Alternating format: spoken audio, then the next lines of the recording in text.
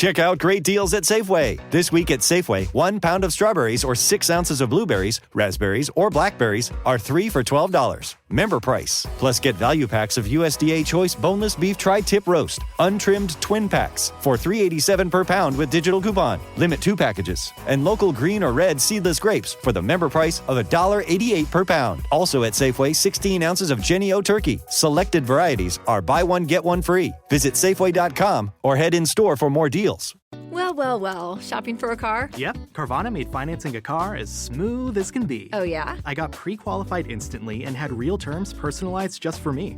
Doesn't get much smoother than that. Well, I got to browse thousands of car options on Carvana, all within my budget. Doesn't get much smoother than that. It does. I actually wanted a car that seemed out of my range, but I was able to add a cosigner and found my dream car. It doesn't get much... Oh, it gets smoother. It's getting delivered tomorrow. Visit Carvana.com or download the app to get pre-qualified today. Hi, this is Stacey from The Advisor, and today I'm so excited because we have a very special guest today. This is Jessica Jordan, and she's going to be an amazing guest. She's going to talk about sexual addiction, and she's going to hit different topics and things that we really need to start talking about, that some of the things might be a little taboo, but it goes on in society every day. And these are things that we need to talk about. And she's going to talk about holistic ways to overcome a lot of these issues. Before we begin, though, I'm just going to give a quick shout out to DMAworld.com. DMAworld.com is a marketing consultant agency who helps little businesses grow to big businesses. They don't want you to get ripped off by those big companies that are very expensive. So check out Mark. He's the owner at DMAworld.com, and he wants to help you grow into one of those big companies and not have to pay a fortune. So Jessica, I'm so excited to have you on the show. This has been amazing. I had a little discussion with you beforehand, and you have such great information to share. Why don't you tell everybody to begin a little about yourself and what you do?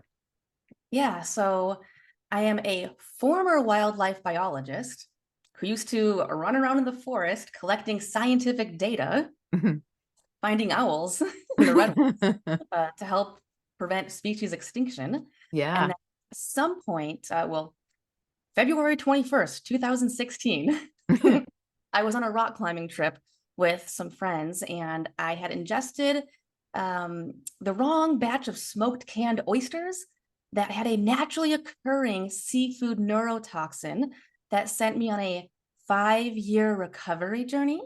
Wow. It put a 19-millimeter lesion in the left front lobe of my brain. Wow. It gave me many dozens of near-death experiences where it almost stopped my heart. Cardiac arrest almost happened many times. Respiratory paralysis, things like that, spiraled me into PTSD. And something that's very common when someone has head trauma is the brain and the subconscious mind creates something called hypersexuality disorder. Wow. Where the body has these hyper extreme sexual urges.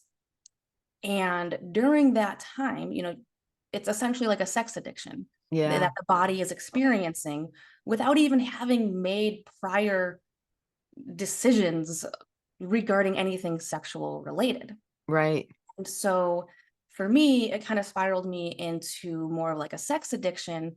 And during the time of my recovery period, I was dating a man on and off for 3 years who was severely addicted to pornography. Right. This is how I learned that porn addiction was even a thing. I had no idea. And now I've devoted my entire life to helping men overcome pornography or other sex-related addictions. Yeah. And it is absolutely incredible. Healing from trauma is a gift.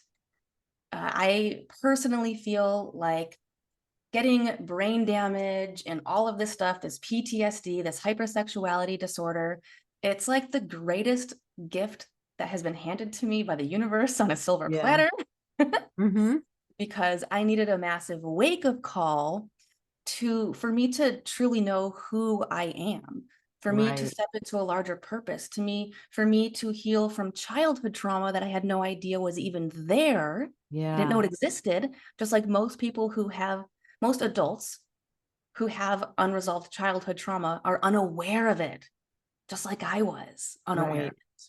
And as I was doing my healing journey and learning I was very obvious I had PTSD, like extremely obvious, Yeah. blatantly obvious. And I was reading an amazing book that maybe you and your listeners have heard of before.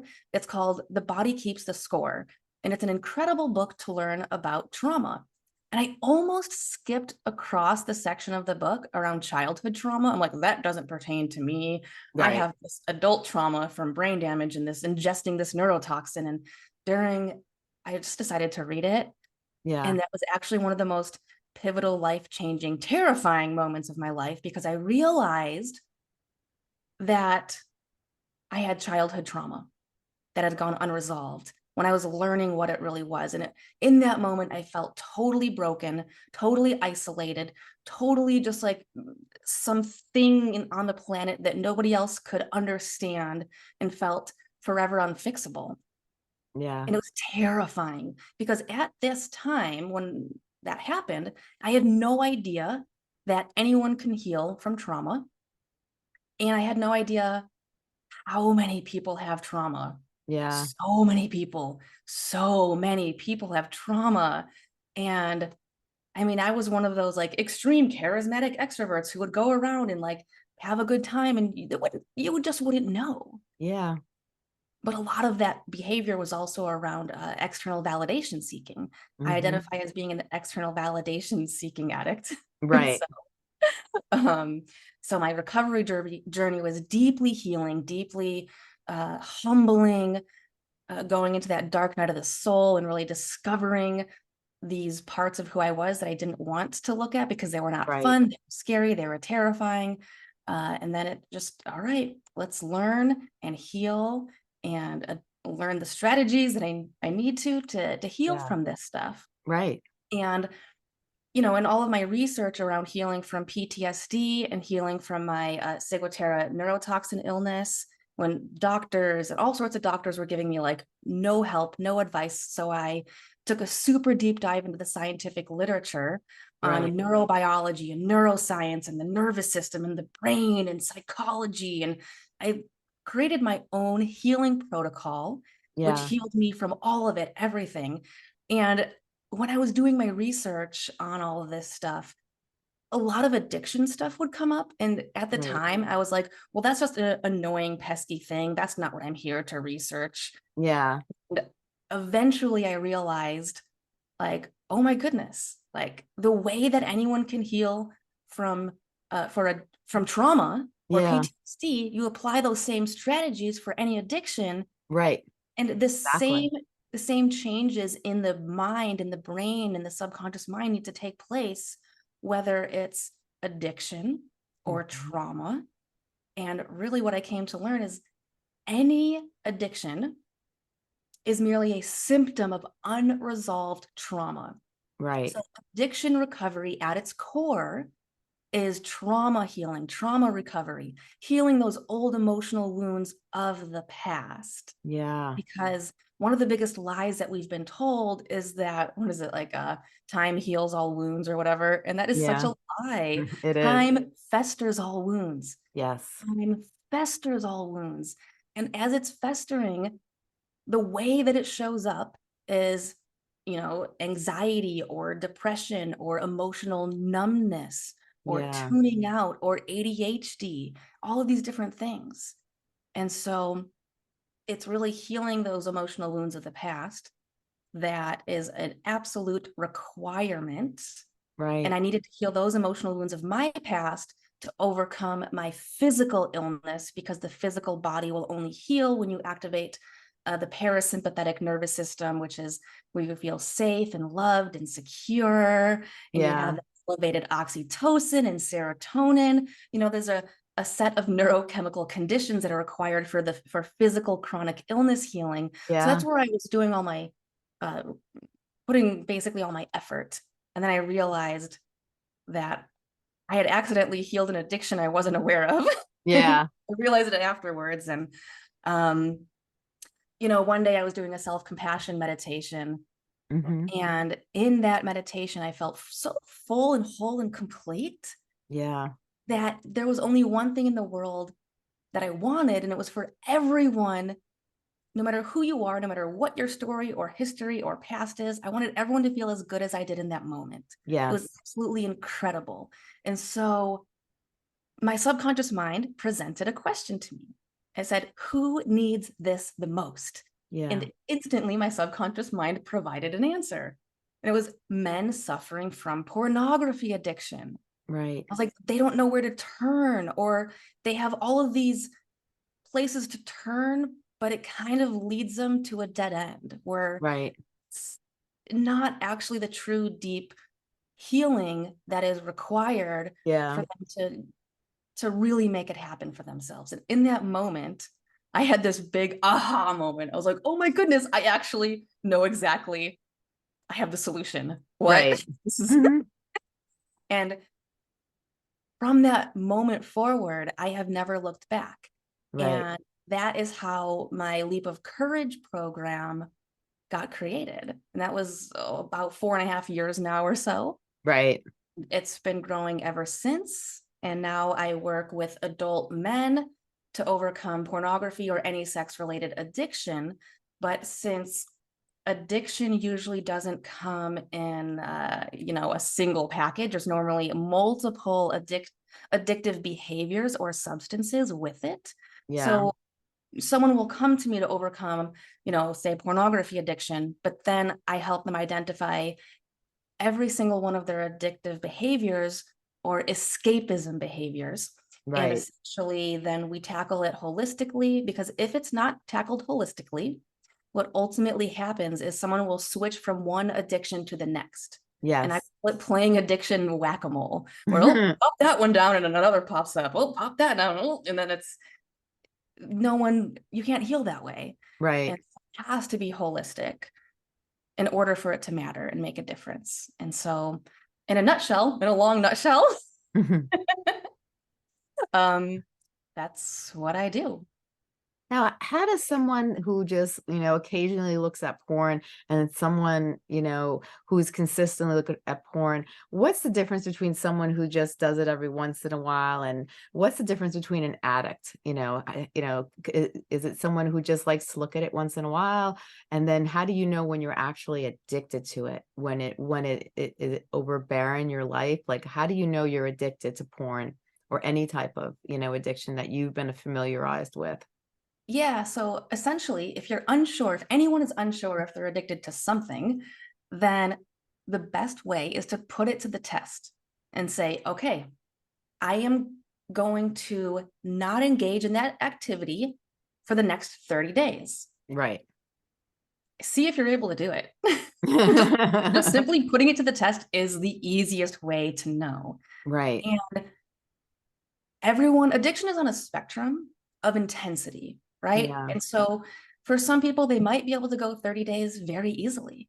Yeah. And for some people, they might be able to go the 30 days, but it might feel like absolute torture. They might have extreme insomnia.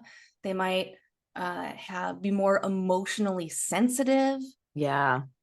They might be now reaching towards other high dopamine escapism activities. They might notice Right. themselves eating more junk food, watching more Netflix, scrolling more social media, binging on YouTube. Binging on YouTube is a big one for my clients, and Oh, really? oh yeah. And so, or, whatever it might be, smoking more weed to numb out the emotions. And so addiction is not a pursuit of the pleasure. Right. Addiction is really an escaping from the pain. Yeah, Escaping from some stress for that sure. exists in your neurology, because stress is not what happens out in the world. That's a stressor. Yeah. A stress is their internal reaction on a neurochemical level, and the thoughts that come along with it, the emotions, right? And Yeah. so it's when the number one trigger for a relapse to any addiction is a stress response in the body. Right. And For sure. oftentimes, every time that someone chooses the escapism from the Yeah. stress response, Yeah. every time that happens, they're weakening their neurology to Yeah. be able to handle stress. And what this means is that through time, smaller and smaller stressors will be a trigger to go engage in some escapism behavior. And Right. every escapism behavior is a slippery slope that can turn into an addiction. Yeah. And it's essentially running away and rather than problem solving Right. with whatever caused the stress. And so did that answer your question about the addiction, if it's an addiction or not? Yeah. But now what happens if someone realizes they're addicted to something? What's the next step? If they want to get help, what's the next step? Yeah, so that's a really great question, because I first want to address that usually the moment that someone has the self-awareness that they're addicted is usually not the same moment that they want to fix or solve the problem. Okay. It can be sometimes years Mm-hmm. or even decades Right. before someone has the bravery to commit to themselves to say that I'm going to stop this behavior. I'm going to stop this substance. I no longer want to be a person who this is part of my identity. Right. I don't want this anymore. And so that right there is massive. Yeah. It takes a tremendous amount of bravery. And here's why.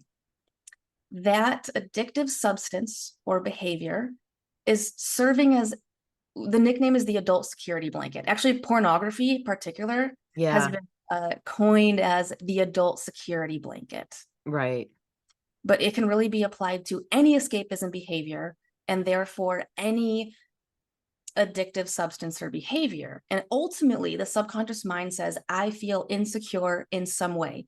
The moment we get a twinge of discomfort, that's a stress response. That's Yeah. the subconscious mind going, oh, I don't know about this. Whoa, this doesn't feel good. Let's escape right now. What can we do? Yeah. What can we do?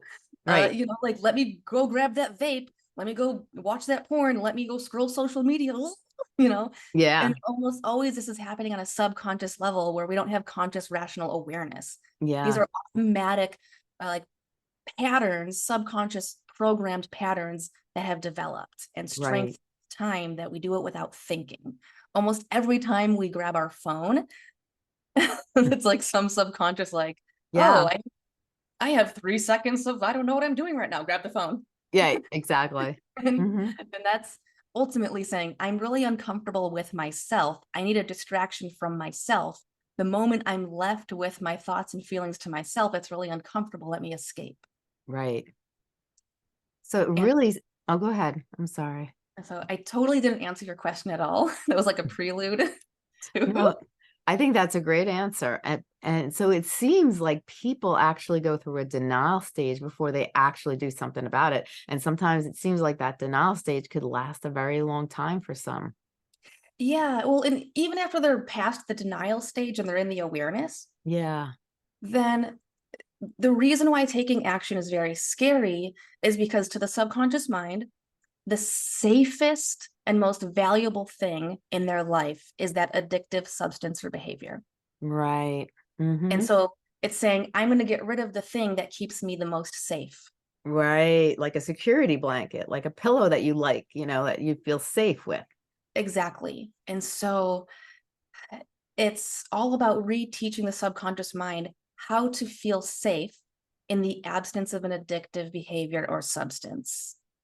And at first, it's the conscious rational mind has to say, yes, I Mhm. know this is possible. Yeah. And then the courage of the subconscious mind has to say, ooh, I don't like this, but I'm going to go for it. This feels like the worst Yeah. decision. No, I have to do it. And there's this battle between the conscious rational mind and the subconscious feeling mind. And the physical body is like a grand extension of the subconscious mind. That's why a lot of withdrawal symptoms are in the physical body. Yeah. And Wow. so, yeah. So when they going to take their first step, like if someone came to you and say, okay, I'm aware I have this addiction, I want to change, now what do I do? What would you say to them? Like, what would be your advice, your comforting to them? Yeah. And are you asking specifically if someone's coming to me about, a porn or sex related addiction, or anyone out there in the world who Anyone is? out there in the world who's listening to this that knows they have either a sex addiction or a porn addiction, and it's interfering with their life, let's say, they have a spouse, they have a partner, they're sick of seeing them on the internet watching porn. They're sick of them of either, bothering them for sex, and it's getting to the point where it's beyond pleasurable anymore, and they see that it's become a problem, and now they want to they know something's wrong. They're not exactly sure the root cause maybe, but they want to get help. And so, now what? What's the first step? What do they start doing that's going to help them? Like, if you had to offer like some suggestions of tech, tools and techniques, to get them on the right pathway to healing, what would be some of your suggestions? Yeah. Well, first I would honor their bravery. And I would communicate that back to them. That's what I would say back first and Yeah, foremost. no, for sure. It's a true act of courage. It Yeah. really is. And then having a conversation about, okay, you don't want to go the solo route. It's a really, really, really good idea to ask for help Yeah. first, and in multiple capacities. One, finding a community of people who are addicted to the same thing that you are, and you can feel not alone, you feel less isolated, you feel seen, you feel understood, and you're being seen in a way that you're not rejected. Because on the subconscious level, one of the strongest emotions that addicts experience is shame and low self-worth. And Yes. fear of rejection, fears of inadequacy, especially a sex-related addiction, because of the cultural taboos associated with it. So there tends to be a much stronger shame component Yeah. associated with it. And it is impossible to heal and recover from addiction and trauma when living by the neurochemicals of shame. It's impossible. It just won't Right. happen. It will Right. not happen. Yeah. And so it's finding that community where you can speak so openly. The number of times I've had my clients say, like, hey, I've had a therapist for 5 years, and I was never able to even bring up the topic of my porn addiction because the shame wouldn't let me. Yeah. I believe it. It's very hard sometimes to find a good coach or a good therapist, because you have to have that connection. But I like when you talk about being in a group, because you have a bunch of people who are going through the same thing. You might have different stories, but you're all going through the same emotions. You're all going through, similar, you have the similar symptoms, you have the similar emotions, and hearing other people talk, you no longer feel like you're alone. Right. And then you listen to other people and other people's ways of coping with it. And then you have someone there gearing the conversation, giving guidance, and then putting ideas, slowly into the conversation where it starts the healing process. So I think that's Yeah. amazing what you do. Thank you. Well, and I want to add something really important about groups, because it is a double-edged sword. And a lot of groups will actually, if it's not done the right way, Right. will keep a person stuck without moving forward.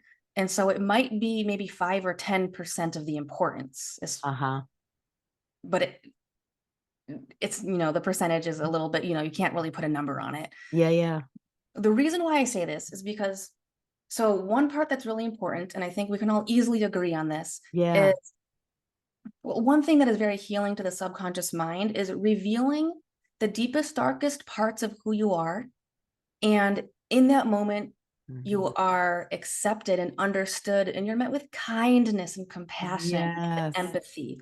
That right there is so deeply healing, necessary, and mandatory Oh, for sure. to heal from addiction and trauma. It is Yeah. so important. However, there's a ton of groups that get stuck there. Yeah. They have the connection piece. They Yes. say, I see you, you see me. I feel your pain because I'm living it too. Yeah. And they have that connection, but they get stuck there. And Yeah. oftentimes they'll just keep showing up and sharing the same hardship stories. And they're reinforcing that into their neurology that this is hard. Let me tell you the new story that I have, or let Yeah. me retell, there's new people in the group. Let me retell my story for the 100th time. Yeah. That is so deeply damaging. Mm-hmm. And it's where someone gets stuck. Yeah. But the reason why it, on a surface level, it's also on a subconscious level, but why it feels so good is because you're getting validation every time Yeah. you tell your story, and by people who understand it. And it is so validating. And Yeah. every human being on the planet loves to be validated. Oh yeah, for sure. And Tim Ferriss has talked about this, if you're familiar with Tim Ferriss at all, Yeah. about, Mm-hmm. and I once lived the dangers of this myself, where there's people out there who they'll literally get a dopamine high and an ego boost off Yeah. of telling their victim story. Mm-hmm. And because what they are receiving back every time, is that they learn how to tell it and who to tell it to, and they're getting that kindness, compassion, and empathy. And that's the only time and place in their life, in this world, where they know how to achieve a momentarily feeling of safety, is let me tell my victim story to someone who's compassionate. Yeah. And then I get you're so strong, I'm so inspired by you, keep going. And they're living that, then becomes the adult security blanket, Yeah. another one of the adult security blankets. And literally the retelling of the victim story becomes highly addictive. Yeah. I fell into that hardcore. Like Mm-hmm. literally I'd be like telling the people at the gas pump and at the grocery line store, Yep. literally every person I could, you have to know my victim story and how strong I am. I'm like, oh Yes, my gosh. exactly. Mm-hmm. It was like, no, that was making it worse. It was making it worse.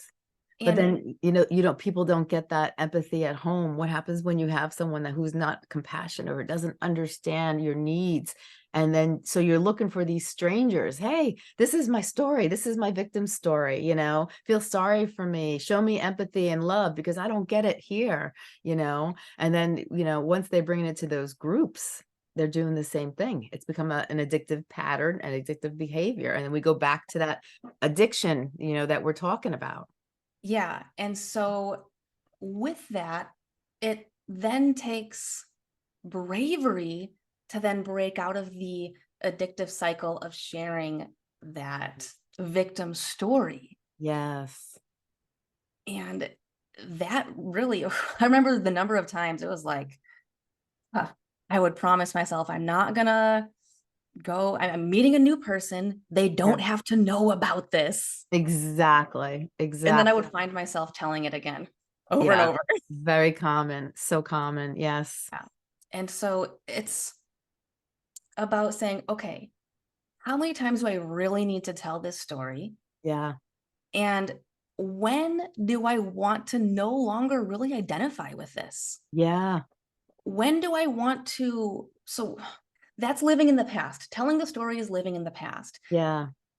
One of my favorite quotes by Dr. Joe Dispenza Mm-hmm. is, we can either be defined by a story of the past Yeah. or a vision of the future.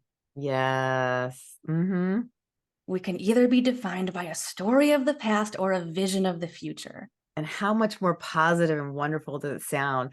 Let's be defined by the vision of the future. You hear that, that's when the energy comes in. That's when the positivity comes in. Wow, what I could make that future into. Wow, and, I find such more positive energy flowing as soon as you said that. And you think of the past, then you're like pulling yourself. I feel like I see like a black zone, and I feel like that's when you say the word past and you talk about the empathy and the victim and being the victim. It's like I see this big black hole, and that's what we're pulling ourselves into every time we do that type of behavior.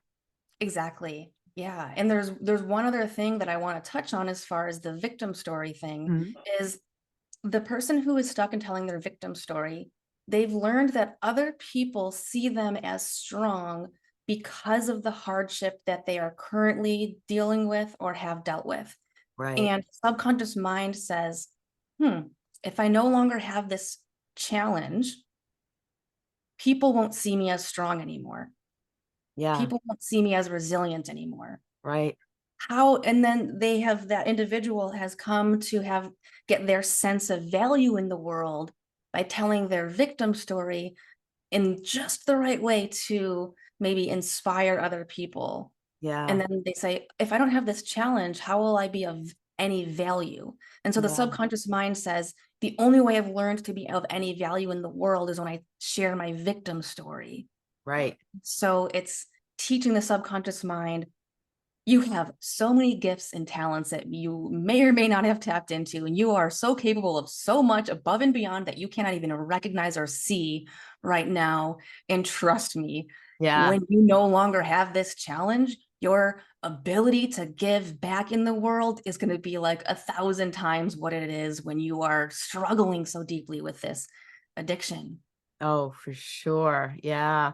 And I bet you those people also fear, who am I? You know, if I take that victim story and I have to live in the future, well, that's all I have, you know? So then who am I? And then the scarcity of, I'm no one. And that goes back to the low self-esteem that you were talking about, building that self-esteem and then focusing on that future that you're talking about, and as soon as you build up, you live in the now and you're building that future, you're building that self-esteem, it seems like, from what you're saying. Yes, And then you're building that new person, exactly. And there's one word that comes to mind that is so important when you're saying all this, and it's identity. Identity, yes. And the story we tell ourselves and other people is shaping our identity. Right. It is not set in stone. Our identity can shift. It is malleable. And so much of this has to do with your identity and a shift in identity. Yeah. And I have something that I created called the 3Ds, the 3 big Ds in porn addiction recovery. But really, it can be used for any addiction, any trauma, any bad habit. And so it's essentially detect, define, download. And this is how we change our identity. Part of it is around changing our story. Right. That we tell ourselves and how we are defining a vision of our future. Yeah. And so, do you want me to break down the 3Ds? Go ahead. Yeah, definitely. Okay. So detect, define, download.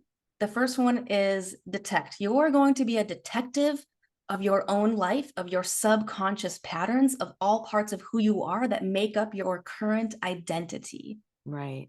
And it's patterns, it's emotional patterns when something is triggering to us. Yeah. Whether it's triggered into laughter or triggered into anger or crying, or escapism, right? Right. About 95% of who we are by the time we're 25 years old is a set of subconscious programmed set of behaviors and patterns. And so it's thought patterns. Are we getting triggered into those self-sabotaging thought patterns? Yeah. That create that internal war zone, that stress response. Yeah. We get stuck on that loop. Is it, behavioral patterns? Is it emotional patterns where we have an inappropriate emotional response to what's happening in the present moment? And so it's going and taking a deep dive and detecting, and I teach my clients, it's a really incredible deep dive into self-awareness. Yeah. Really deep dive. And we identify all of these different patterns that show up in a way that is limiting. We call them limiting beliefs, limiting patterns, limiting choices, limiting decisions. It's a limiting emotional response, right? Right. And it's every single one of those showed up as a result of some stressor in the past that caused an emotional wound in the subconscious mind that we have not yet healed from. And it shows up in unhealthy patterns that don't serve us, that limit us. So the first step is identifying what these are. And we do it on a really deep level. Yeah. You go deep. And you get to know yourself more than you ever have. Right. And it is incredible. And so it's identifying the things that are limiting. That's the first D in detect. Right. And it's a lot of these things have been, hidden in the shadows because we don't want to look at them. We've been Right. using lots of escapism behaviors or choices to avoid what those things are because they're a lot of times very unpleasant, Yes. not fun to learn about. Right. And, some people call this doing shadow work, for example, and Right. it's been hidden in the shadows from you. And also, it almost feels like you want to keep them in the shadow from other people because it doesn't feel like a proud thing to talk to other people about. Right. It's a brave thing to talk to other people about. Yeah. A very brave thing because it feels vulnerable. And when we're vulnerable, we can either kind of cower and hide, or we can brave into it Yeah. and deal with it and share it and talk about it and explore it and feel it. So that's Yeah. well, I kind of got on a little tangent there with detect. No. So it's detecting all these parts of who you are. And step 2 is define. Define what you would rather have each pattern be instead. All of the limiting patterns, you get to define and choose for yourself what you would rather have them be. Right. And so they can be little ones like, oh, I noticed that I walk to the fridge 5 times a day and open it up mindless. I don't want to do that anymore. That's like an escapism behavior when I'm feeling something uncomfortable, or Yeah. relapse into, pornography or an addiction that anyone might have. And Right. it could be larger patterns of saying, oh, I notice that I get in really, like relationships with someone who's not emotionally available, or who, whatever it might be. So Yeah. that could be a pattern that lasts for years versus a pattern that shows up 10 times a day. Right. And so it's patterns on all these different levels. So you define what you would rather have them be, and we convert them over. This is my limiting pattern. This is what I choose to convert it into as my self-empowering pattern. Yeah. And then it's saying, what shift needs to take place in my neurology? What emotional wound healing needs to take place in order for that shift to take place, that conversion from the limiting to the self-empowering? Yes. We say just because we define how we want to show up and who we want to be doesn't mean we automatically begin showing up that way. Right. It's almost never the case, Yes. right? We're met with a lot of resistance from our subconscious mind. Yeah. Our conscious rational mind said, this is who I want to be. This is the habit I want. This is how I want to show up. This is how I want to interact with, my kids or my family or whatever it might be. Yeah. And so that brings us to the third D, which is download. We have to download it into the subconscious mind. Yeah. Using subconscious strategies. And that's where a bulk majority of my course, which is almost 50 hours of original content in there. And I teach my clients the 3Ds essentially. Yeah. And we focus a lot on subconscious strategies. And detect, define, download, it can work for anyone from, any addiction to heal from any trauma. This is how I personally healed from all the stuff I had going on. Right. I didn't call it the 3Ds at the time. It was the process that I had been doing for years. And then I got more organized with how to speak about it and present and categorize it, which then helps to communicate the process. Yeah. Oh, that's amazing. That's amazing. Now, where can people find your course? Yeah, so it's at selfcraftedking.com, selfcraftedking.com. And as of right now, I'm probably one of the few people who is not really very active on social media. Mm-hmm. And in a way, I'm really proud of that right now. In the future, things may change just so I can get the word out about Leap of Courage. That's the name of the Leap of Courage recovery program. Yeah. Literally on my front page, it says, don't follow us on social media. Everything you need is right here. I love that. I love that. It feels really good because everyone out there is like, follow us on social media, follow me, follow me, follow me. I'm like, don't follow me on social media. And it actually says us, even though I'm the one who created this. Right. When I was typing that out, I didn't want to say, don't follow me on social media. Using the word us felt so much better and real. Yeah. True to what it is, because it's a community, it's a tribe. Yes. Yes. And my clients have access to what I call the Kings of Courage community, where they can, post and comment. And we have all different categories, like laughter is medicine, post something funny, post about a temporary setback. I Yeah. call it that instead of relapse. Right. And, anything self-compassion related, self-forgiveness, like all these different categories you can post on and see what the other men in the tribe are saying, and you can talk to each other in there. So. Oh, that's amazing. I love this. I love this so much. Now, besides the course you have, is there anything on your other website that you offer that you want to stress to other people? Yeah, I have some free things on there. I have a webinar right now called The 5 Shifts to Overcome Pornography Addiction, but really it's to overcome any addiction. Mhm. And, so that's on there. I'm currently putting together another webinar. Oh, So there's gonna be a exciting. second one on there. And then anyone can have free access to the introduction of my course. There's several hours of free video content in there, a few self-assessments you can submit, things like that. And for anyone who wants to hop on as of right now, they're free. Essentially like an hour-long Zoom call with one of my coaches. And it's mandatory to actually do an hour of the course for free first Right. before you would hop on a call to see if you're a good fit for my program. Oh, wow. I like that. I like that. So they're not just jumping into it, they're really getting a feel of who you are, what you do, what the course is about, what they're going to be getting, and then they get to know you and make that connection as well. So that's really important. Not many people do that. I like that a lot.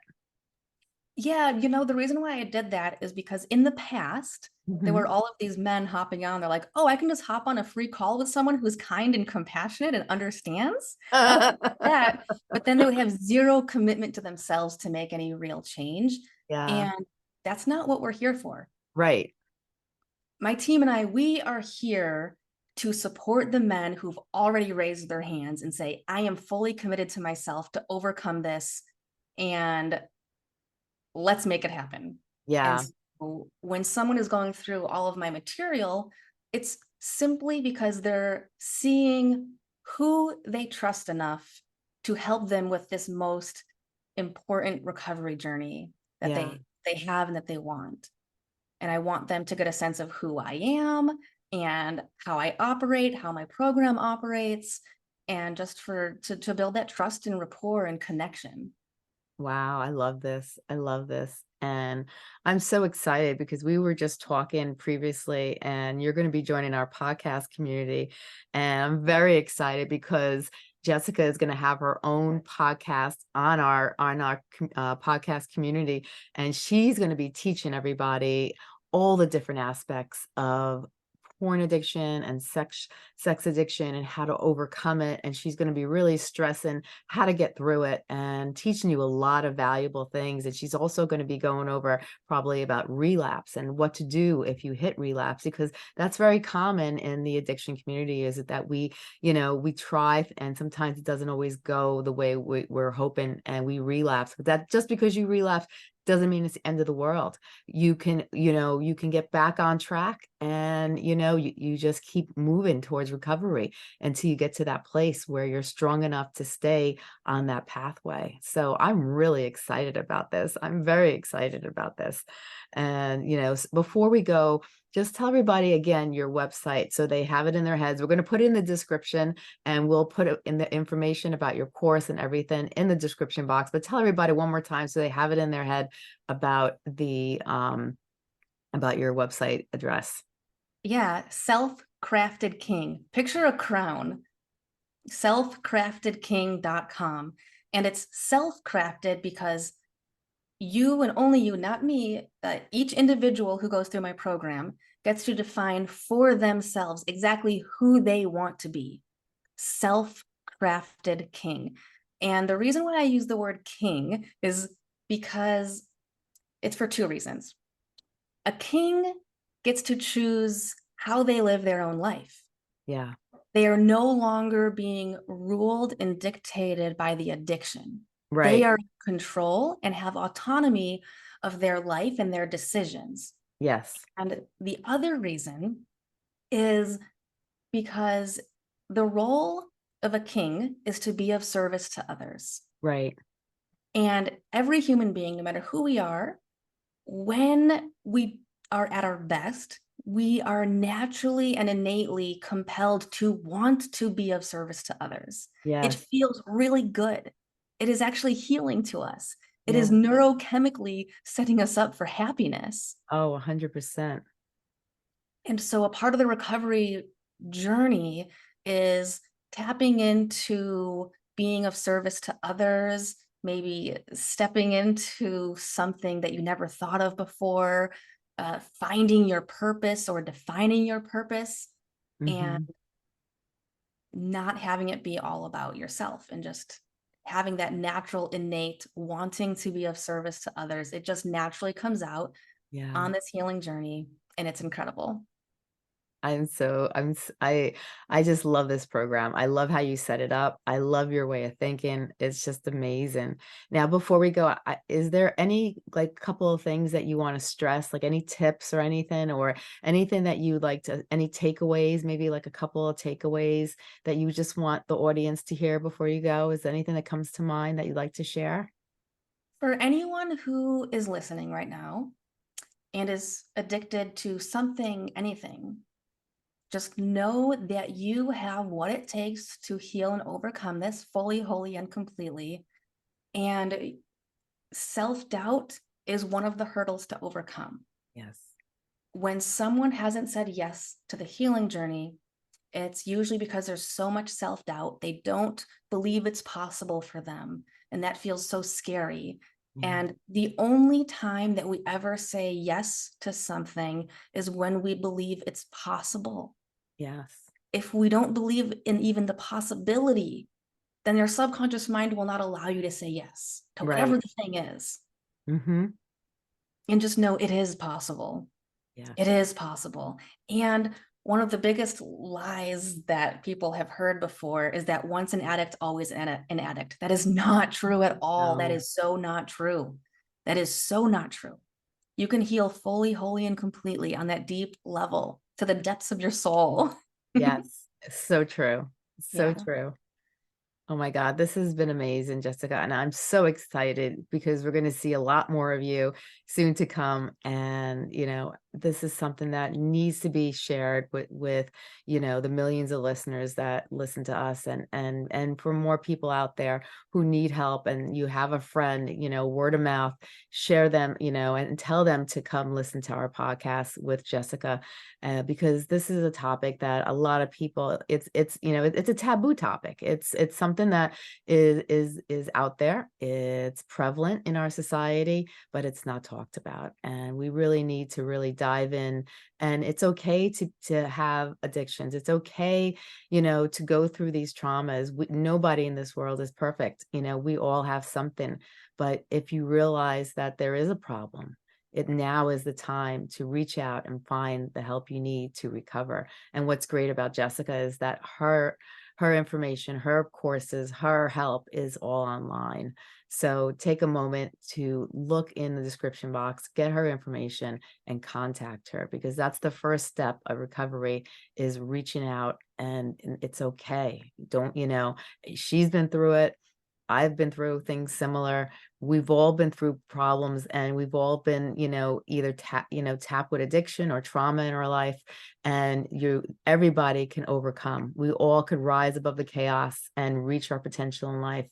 It's just reaching out and asking for the right help. And so check out Jessica's website, and she'll be talking to you guys soon. So everybody have a great day. And thank you so much, Jessica, for everything that you've shared today. It's been a blessing to have you here. It's been a total blessing.